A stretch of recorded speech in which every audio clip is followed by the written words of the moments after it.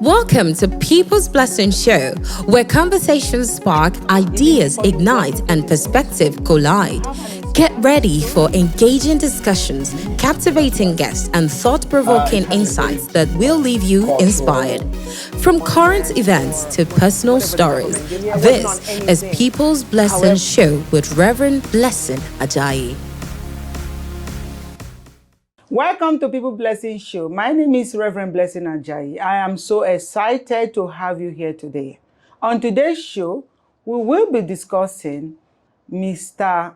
Patrick Njokwu's book titled My Mother's Wife. How are you, sir? Hello. Okay. We are excited to have you here at Jewel Studio. Thank you. Tell me about your book. I have seen your book, and it was so awesome. Thank you. Yeah.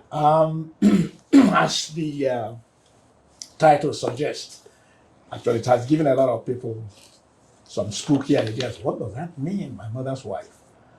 It has a very deep cultural content and some experiences I encountered while I was growing up, and of course, some existing cultural situations that I know about. So as a writer, it became part of the material that I want to use to write about. Wow. You just mentioned you were a writer. How long have you been writing? In fact, if I saved from elementary school, it would not be an exaggeration. Because Wow. my very first publication years ago was in a local newspaper in Nigeria called Eastern Star. And one of my teachers in those days, she saw that I was good and so enthused about writing, and she encouraged me to write an article for the children's corner in that local newspaper. And I wrote an article there, a story actually, local story that I heard from my parents. And what do you know? They published it in the Eastern Star, so I was called up. I was around there. 10 years old. Wow. 11 years old. Interesting. And it was published, and then they brought a copy to our school, and the whole. From then, I developed interest in writing. Wow. I've always, admired writers. Okay. We would like to, if you can give us a preview about the book, what inspires you to write this very book, My Mother's Wife? I want to clear something out. Nobody is marrying, no woman is marrying me. Wow. Okay, but in certain cultures, especially in my own, from the Igbo culture of Nigeria. Which part of the Igbo? From Imo State. Okay. Okay, and it's even common in most other African countries that I have had. Even in Europe, when I was in Europe, I saw a similar thing, but ours was a lot more elaborate, and it kind of stuck me. In a family, usually back home in Nigeria, some polygamous families, a man is married to more than 2 or 3 wives, and it so happened that one of the wives usually is the elder wife, the older out of the rest, may not have produced a male child, and she's somebody of means. She has a lot of farmland and money and what have you, so she's respected, but a pain in her heart that she hasn't got a male child will cause her to look for a way to have somebody who will take over her, her estate when she passes on. In this case, the woman would make friends with younger ladies that may not have married for whatever reason, and they became friends. And she'll be introduced to some men in the family, this big family, and from there there will be a friendship that develops into the woman getting pregnant.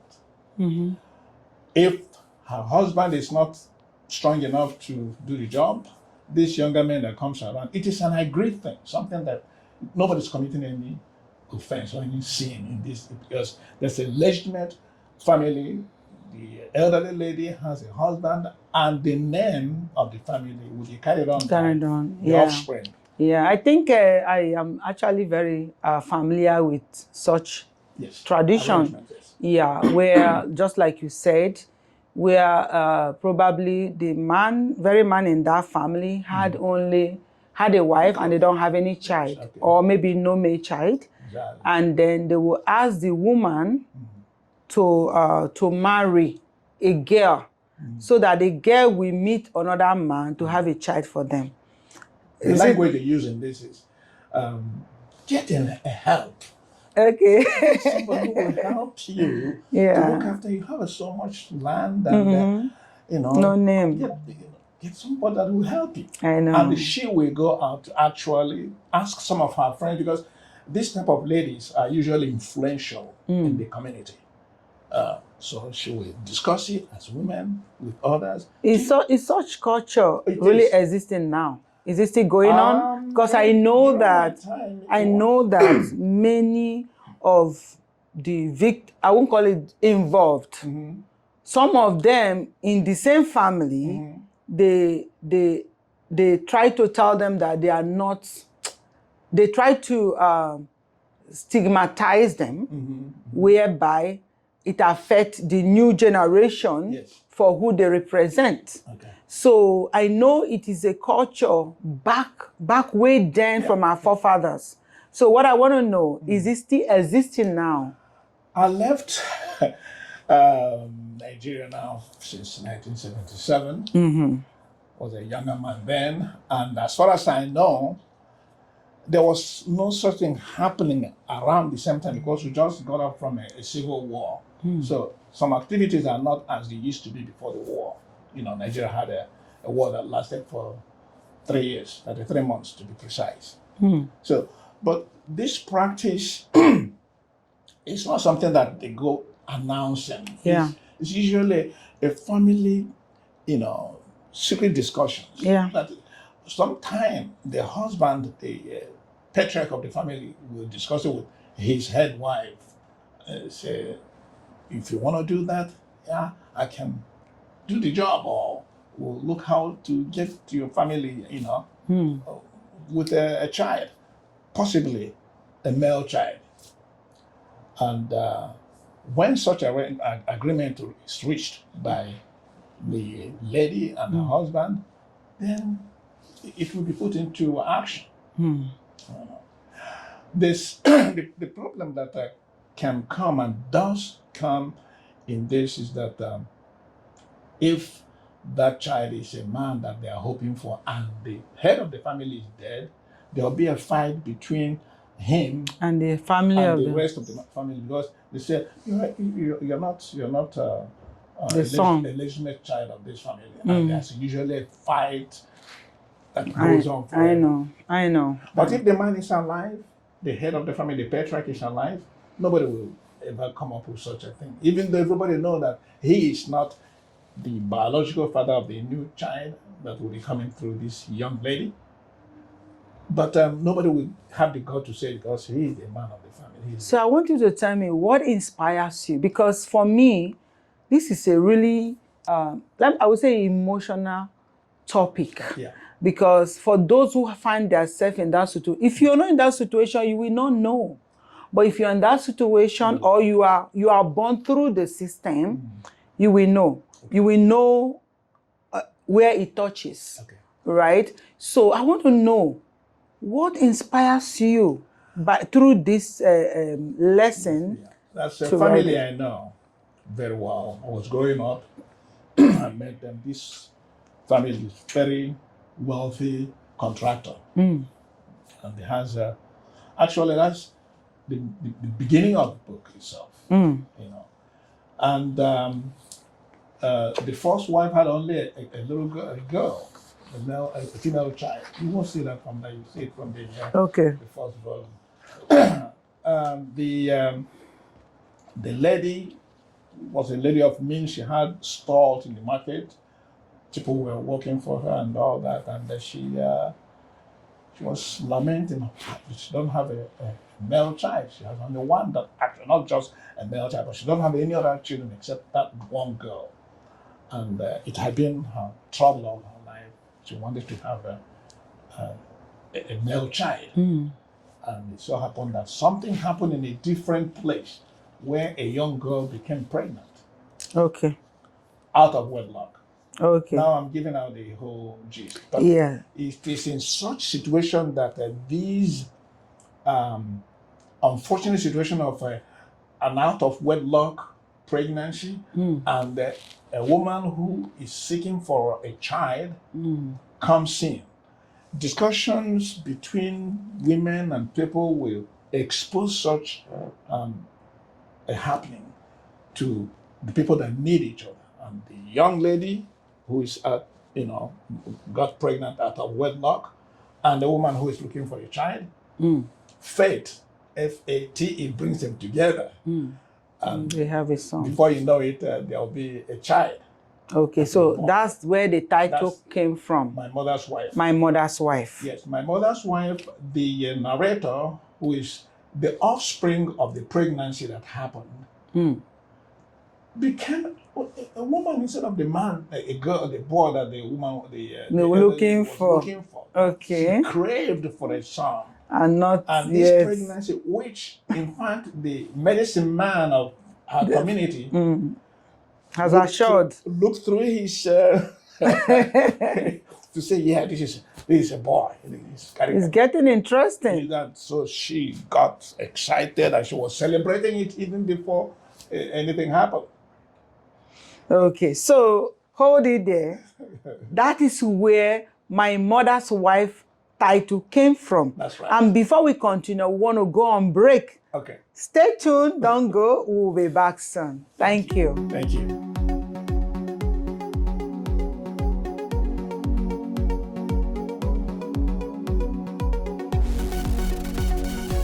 Welcome back, welcome back, welcome back, welcome back. I'm so excited for this topic, to be honest. This topic is not going to finish today.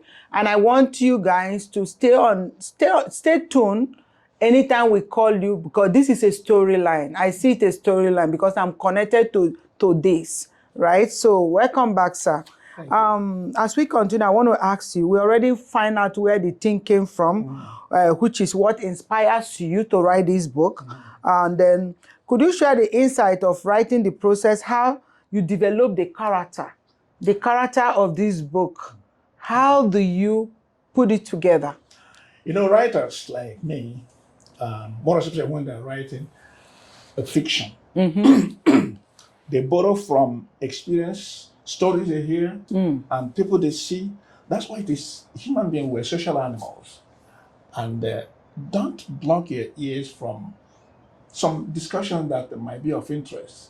You never know where it will take it. I mean, I had this story all the while from when I left home as a little child until I went to the university in Greece. And so when I had graduated from my course and came to Canada, and I was trying to put my ideas together, the first thing that came to my mind was, write about this. And actually, it's very unique. And it just came to me. I started to develop it. When I came here in Canada, I didn't get into my profession directly. I was working in a pharmaceutical company. And then every night, I was working night shift. Every night I was trying to put an idea of how to bring this story alive. You won't believe it, even during my break time, I was writing and things was coming into my system and I was honing. Wow. I never knew I was going to publish it until. Okay, that's very interesting. You know what? What is very interesting for this your book, because I live in a certain community where I grew up in River State. That's their culture. I don't want to mention the tribe, but that's their culture. Okay. That's their culture. If you are a daughter and you did not marry and you live in the family, Yes. you will have your own child. You understand? You will marry a man in your own father's house. And if it is a woman, if you can't born, you will marry a woman that born for you. and it become a part of that family. Okay. But along the line, I discovered that there have been some circumstances that confront these children when they grow up. Just like you said, they may be called such name that affect them in the family, stigmatized or something like that, you know. So that's the disadvantage of it.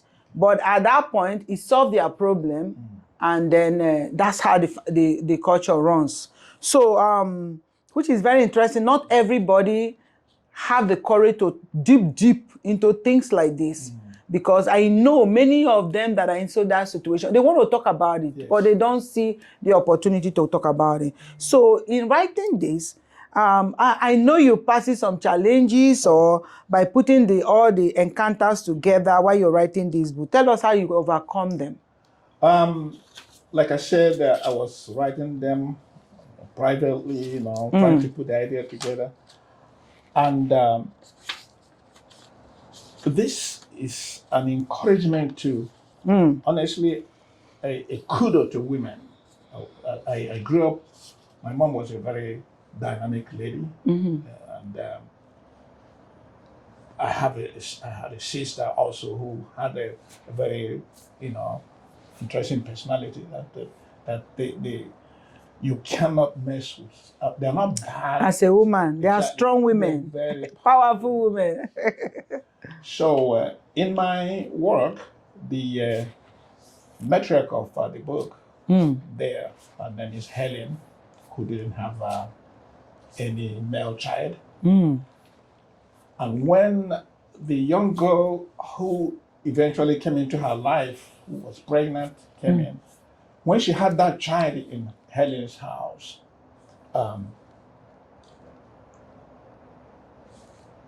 it was something that Helen could not put her foot down to handle, because she was thinking, what if this child is not a boy? What am I going to do? Then her friends usually respect and honor her, so she lords it over other women. In Igbo language, they call them mwanye kibe, more than the rest of them, and she carried that very personality around with her. So she planned on how to get this accepted in her circle. She went around telling people that my wife, because in Igbo culture, a young girl, whether in a traditional marriage or not, that comes into a family, everybody calls her my wife. Yes. Okay, so even my wife here, when I took her home to Nigeria, everybody was calling her. I said, what? She said, you women are calling me their wife. I said, yeah, that's our culture. So what you're saying that the woman was so confident to call the other woman my wife. Yes. So she was calling a little girl that came into her life with pregnancy my wife. Okay? So when they had that baby and it became a girl instead of a boy, she had a twist to it for people to believe. Say, oh, my father, when he was alive, said that he will be reincarnated into my family one day, either as a man or a woman. There's such a culture in Igbo where some people said the ancestors said they will come back to life. That's reincarnation. So she said that the same medicine man who told her that the girl was carrying a boy came out and said, oh no, your father, the mother, has come back to life. I said, no. Such a culture. Helen never mentioned anything to anybody that this is my daughter. She said, my child. She didn't want to bring any gender into her mind. She said, it's my child. And the writer, the narrator of the book, is the product of that relationship. Okay. So it was her who told her mother that she is her mother's wife. Her mother, as at that time, was Helen, the lady that brought in this young girl.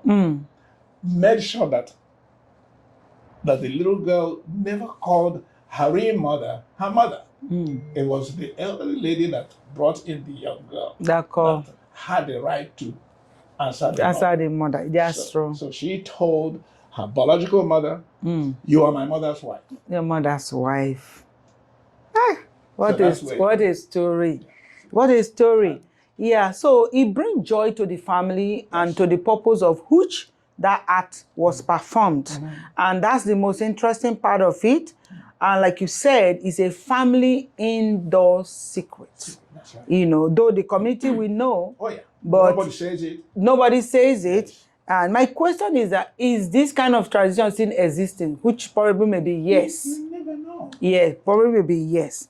You know, so that's the storyline, and that's how the character came through. That's right. Okay, so a very interesting part of that. And then this book, I know it's very unique based on the context of the book, Yes. of the story. And what impact, I mean, why should people read this book? Can you give a message or a theme why they should read this book? The takeaway from this book, one, is the idea of aborting a supposedly an illegitimate pregnancy. It is ending a life. You're ending a life that you didn't create. Yes, something happened and a young girl became pregnant out of wedlock. The child in her womb didn't commit any offense. Any crime. That's not the two men, the guy and the girl met and this happened. Why flush her out? It's a life. So, and there are so many ways that this happened. Either in Igbo culture in those days, when such a pregnancy takes place, the parents of the pregnant girl has two options. One is to expose her to be married to an old medicine man who wouldn't mind. In fact, who would be happy to take her as a wife. Whether she produces for him or not, is one of his tentacles as a medicine man. Because, you know, medicine men back home, they get cows, they get slaves, they get, you know, servants of all type. So this medicine man would take this young girl as one of the products of his profession. Yeah. So that is one option. Another option, which very few people did in those days, was to commit abortion for the child. And most of the time, the abortion became fatal. The girl died. Then the one that this family chose, the mother of the lady that produced the writer, she was a widow. Her husband died. And when her daughter became pregnant out of wedlock, she had to think fast. She didn't want to put her child into a situation where she might die as a result of the abortion. And the thought of giving her 16-year-old child to some medicine man breaks her heart. It was during this time that she went to her village and discussed with her mother, and then she met with this lady, and that was an option.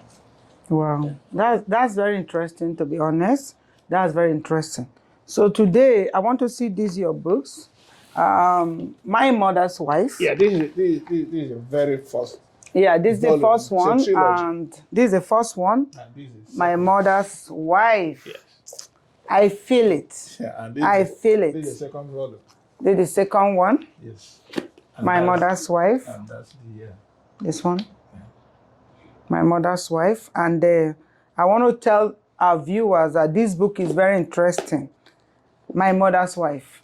Please, just contact. Where can they contact Amazon. to buy? Amazon, okay.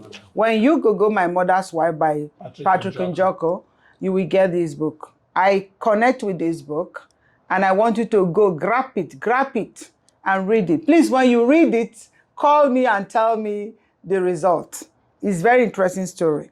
So today, I am very excited to have you here in the house. Thank you. And I know we are going to continue this story because I know there is more to share about it. Right. Yes. But because of time, Yes. you know, and I want to appreciate you for bringing out the secret of tradition. Yes. Tradition. Yes. And I see this is what hold family together, That's right. even back home. You see a family that they look at their son and say, no, we can do this for you. Though some people happen to turn it in different ways, negatively, but their intention is not negative. When you go out there in the society, they may say, no, we don't want it. But these things have helped a family to stay together because of the purpose which they desire to stand together. So I want to thank you. Thank you, sir, for coming. And we hope to see you again in the studio. Thank you so much, guys. Thank you for watching us. And I see you enjoy our story. We want you to connect with this People Blessing show at BBC TV, and we'll keep you updated.